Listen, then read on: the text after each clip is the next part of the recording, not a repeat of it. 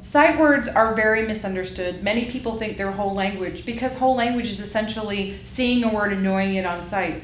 Well, we're not really teaching a whole language process. We're really just wanting children to understand and know a word immediately when they see it on sight. And some of them can be sounded out and some of them can't. But they just show up so frequently in print that I want them to know them when they see them because of their frequency, not because I can sound them out or can't.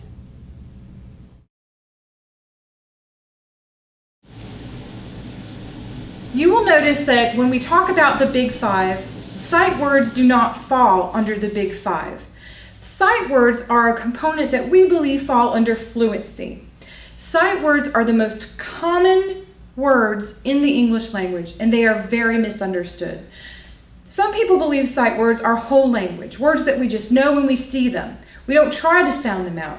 Well, sight words are words that we just want to know when we see them. We don't want your child to sound them out, but not because they can't be sounded out. Some of them can be sounded out. It's because they show up so frequently in the English language that we do not want them to stop every time they see them to try to figure out what that word is. The word the or the appears 75 times every 1,000 words. There are other very common words, of, but, and. Those words, the top 10 words, make up 24% of the written language. Now you know yourself, you're working with your child. They read that word on line 1, they get down 3 lines, they've never seen it before. These words show up so frequently that we want them to know it just like this. When I flash those sight words at them, I want them to know that word. When you're driving down the street and your child sees the golden arches, they don't sound out that word, they know what it is. That's how quickly I want them to know these words. Let me give you a for instance. The word daughter is a sight word. It's not an easy word. It's not easy to sound out. But we use that word in the English language to relay meaning, a relationship. We use it all the time. And so we don't want our children to stop at those words every time they show up. We want them to know them quickly.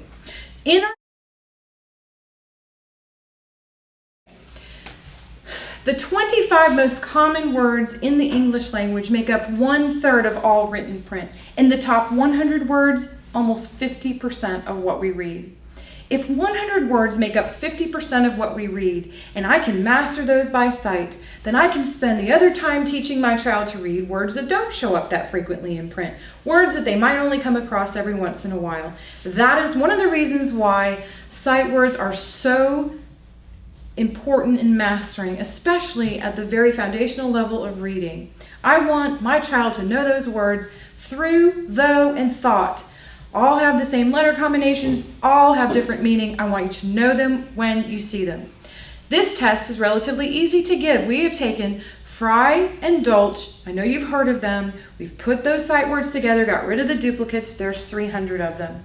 We want you to master all 300, and we will work on those again in a way that is not just flipping through cards, because that is a visual modality only, a visual modality of learning words. We have in our book the ability for you to assess your child, multiple children, figure out what words they know. How easy is this test to give? So we start, they know it, they know it, they know it, they don't know it, they don't know it, they know it. At the end, I'll know all the words my child has mastered and all the words they haven't. I will then go into the instructional activities, and instead of just flipping through cards, I will play these different games. One of the most popular that we have in our book of activities is called Flashlight, where you can put the words on a wall. Typically, we have it in a dark room. Hit it with a flashlight, the light of the flashlight, yell it out. So we have the kinesthetic movement of the flashlight, the visual of the word itself, and the auditory hearing of that word. We've had many parents that have sent us different, on our Facebook page, said, you know what, we just put them underneath the table in the dining room. It doesn't even have to be a dark room. I had a dad once tell me that his daughter not only knew the word in context, but she remembered where it was on the wall. That is how important that kinesthetic motion is. So instead of just flipping through cards, we're going to play games with these words. We're going to do that again for 3 or 4, you can be 3 or 4 months. You can add in different words as they master them. And then when I go back and test my child again, I can find out which ones they've mastered and which ones they haven't. Keeping in mind that as they pick up these words and the more they read, the more frequent they see these words, they will master some of them that you haven't even yet purposed to teach. So that is why sight words fall under fluency, because if I stop at every one of these words to try to figure it out, I do not have a fluid reader. Sight words is a component that we assess in, and it falls under fluency. Our sight word component is under one book. You will get the assessment, the cards, all 300, and then the instructional activities in one book with our sight word component.